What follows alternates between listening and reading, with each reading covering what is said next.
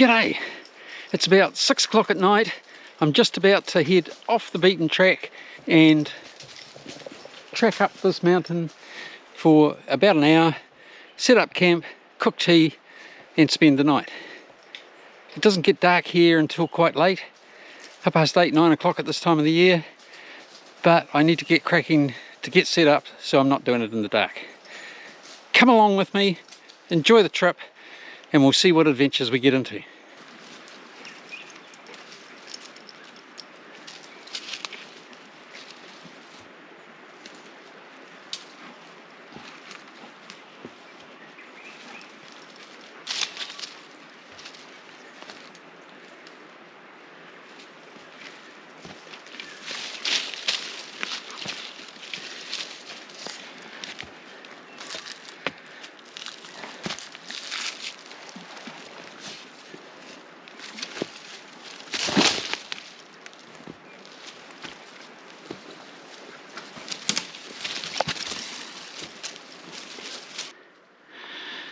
Okay, that first little uphill drag is a bit of a killer.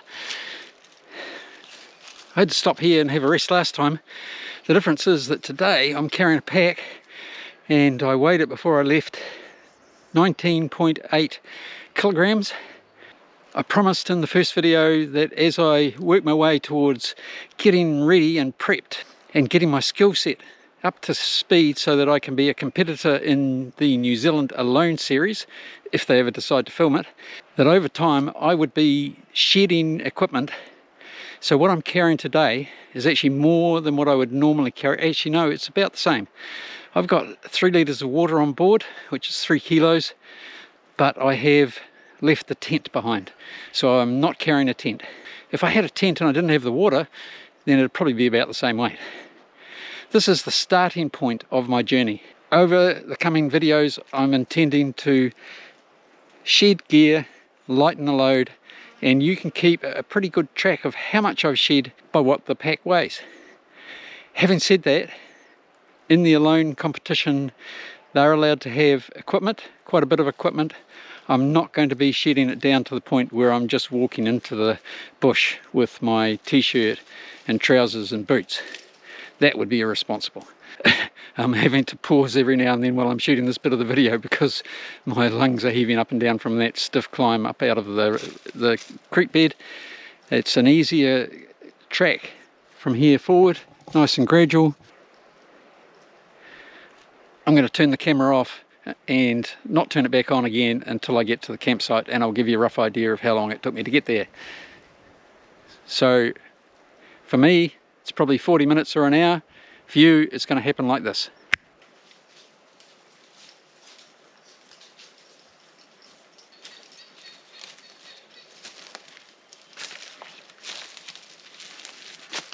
Yep, this spot will do me. It's quite dim in here underneath the bush, which means it's going to get dark sooner than normal, so I need to get busy. Got to get a fly up, got to get the tea underway.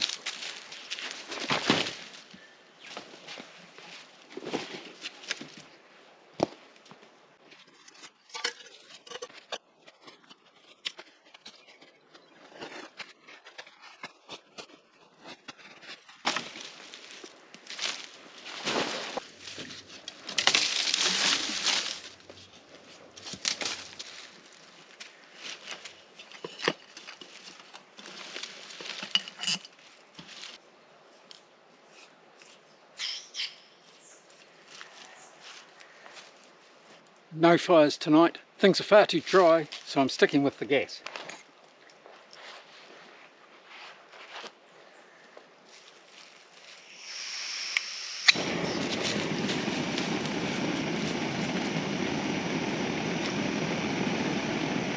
So what's for tea tonight? We've got a chop, we've got tomatoes, which I grew myself, and a potato out of my own garden.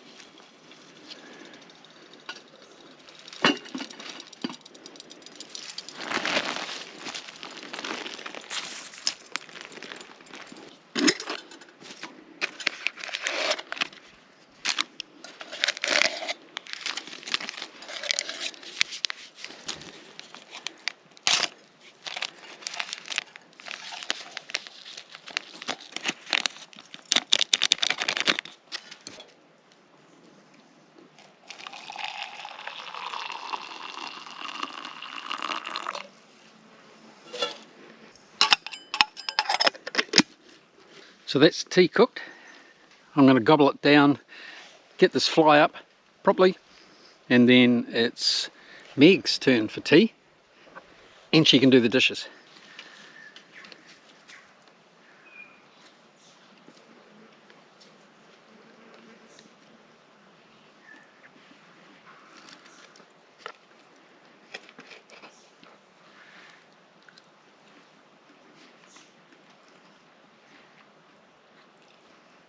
It's nearly dark. The next thing I have to do is actually work out what time it is. I don't wear a watch, but I've got a camera with me. It's got the time on it. I've got a GPS with me. It's got the time on it.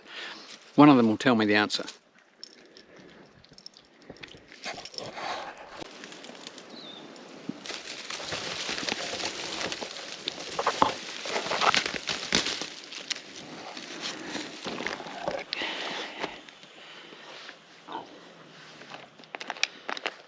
Well, tea's cooked, flies up.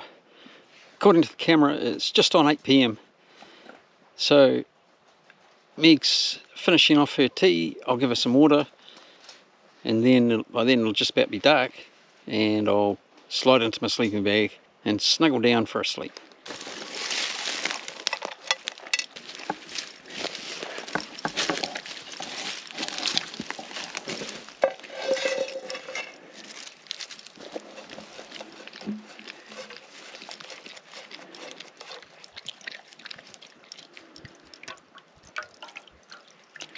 Okay,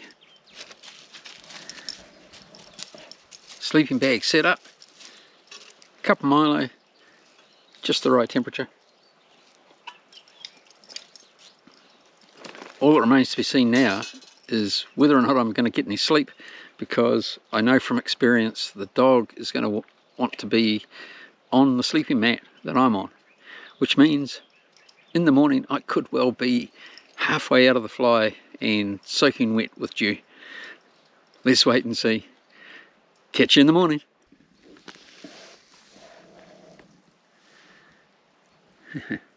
This is the dog's first night out in the bush, and she's quite jittery. She's been growling a bit. Hopefully she doesn't run off and start barking at things when I drop off to sleep. You'll get used to it, girl.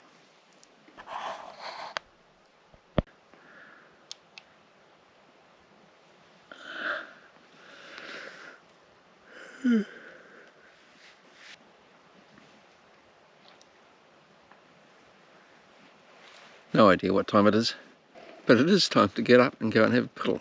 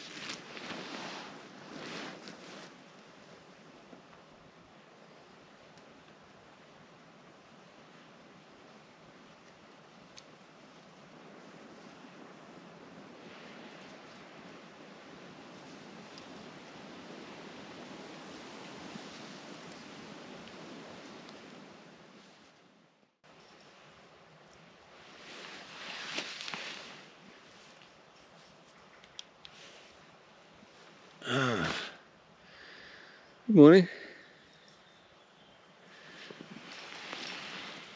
Looks like the day's about to start.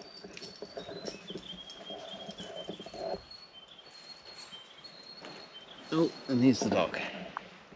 She's already started her day.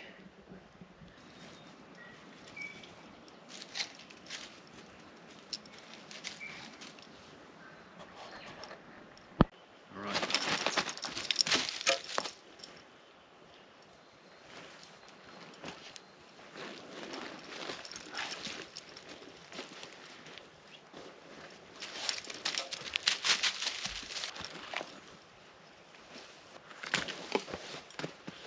That's nice.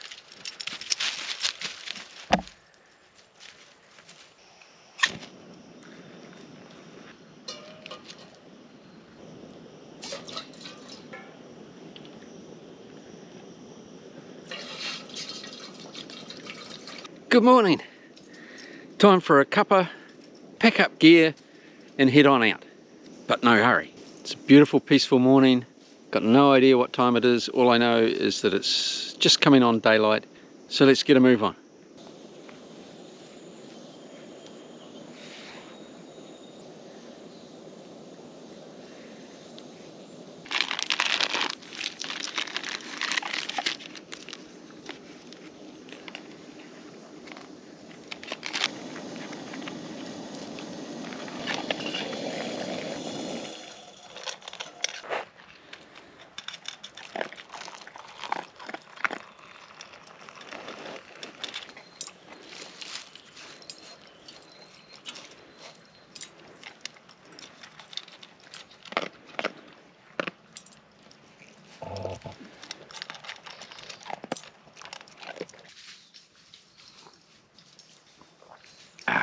That's just what the doctor ordered.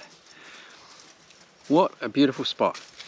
It's peaceful, sun's glowing through the trees, and the strength of the sun is increasing as the sun comes up out to the east. My little pigsty of a camp worked out really well. It'll only take me 10 minutes to pack that back up again, and then I'll take a leisurely stroll back down through the bush and back out to civilization. So the major achievement on this trip was to bring Meg out and let her sleep in the native bush. She hasn't ever done that before. The start of the night was a little bit jittery. She was obviously quite nervous. She was shaking, she was growling. I think she was cold. I put one of my jackets over the top of her and she snuggled in, calmed down and slept the night with me. I spent an hour or so awake in the middle of the night. I do that at home. That's a sign of being old. Got to get up in the middle of the night to go to the toilet, and then it takes a wee while to go back to sleep. So as I said in my first video, I'm getting ready to be a competitor in the New Zealand Alone series. Now there's no such series, but if there is one, I'll be ready for it. What I've done in this overnight camp is a long way away from that. Oops, here's the wind coming in, but one step at a time. I'm checking that all my gear works, I'm getting fit, I'm training the dog, and I'm enjoying myself on the way. It's a lot of extra work to film it and to post it on YouTube than it is to just go and do it. Why am I doing that? I'm doing it because there are people out there that would like to share along with my journey, but also I'm hoping that I will inspire even just one person to get out and give it a go. That will make all the extra effort of filming it absolutely worthwhile. Obviously we don't need to live in the bush under a fly in a sleeping bag. We've got, most of us, not everyone in the world, but most of the people watching this video have got a house to live in, a bed to sleep in. Most of you have got cars, you've got computers or phones. All that stuff makes life much easier, but making things easier isn't always good for you. From time to time things happen in the world, like natural disasters, earthquakes, floods, power cuts caused by tornadoes and storms. A lot of people react to those situations by shrinking into their shell and crying out and saying, "Someone come and help me." The best person to help you in an emergency situation is yourself. But to do that, you have to be in the right frame of mind. You have to have a degree of resilience. You have to be able to look around utilize the resources that are at hand and think rationally even when you're under stress. There's a lot of similarities between those circumstances and diving off into the bush to do an adventure. When things go wrong, often the deciding factor between survival and not survival is what goes on up here. It's your state of mind. It's not necessarily about your skills, it's about your decision-making ability. And that's part of what I'm practicing and refining in this series of videos that I'm doing on going on adventures in the bush.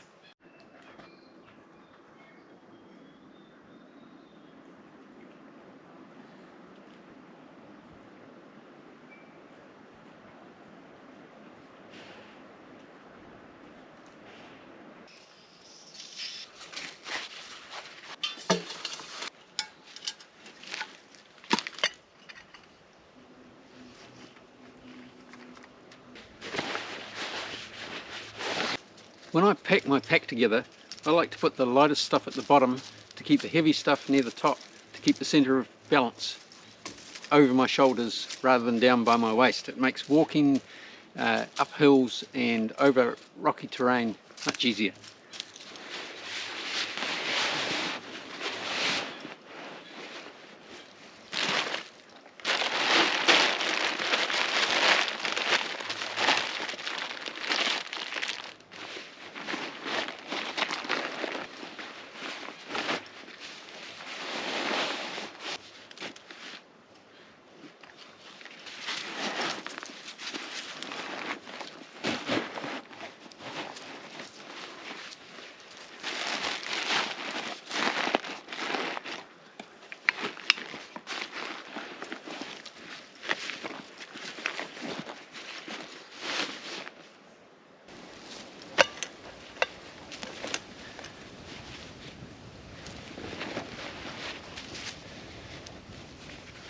The one exception to that is that I pack my coat at the top, so if it starts raining while I'm out walking, it's a 2-second job to whip it out and chuck it on.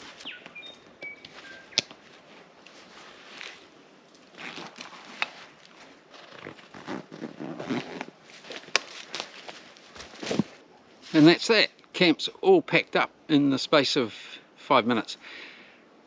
Last job, before you walk away,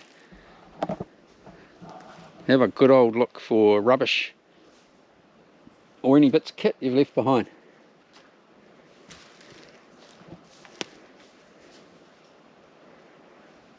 Can't see anything, although I did leave something behind in my last camp, so I'm going to have a second look without the camera.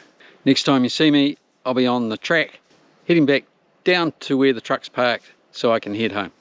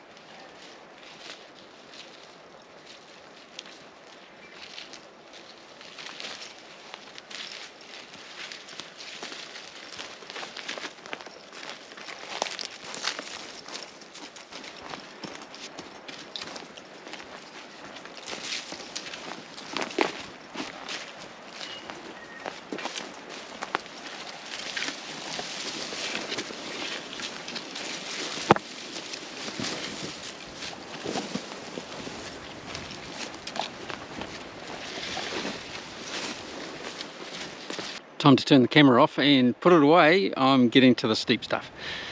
If I fall again, I don't mind breaking myself. I don't want to break my camera. It's 9 AM, I'm back at the truck and it's time to head back to civilization. Okay Meg, let's go. Good girl.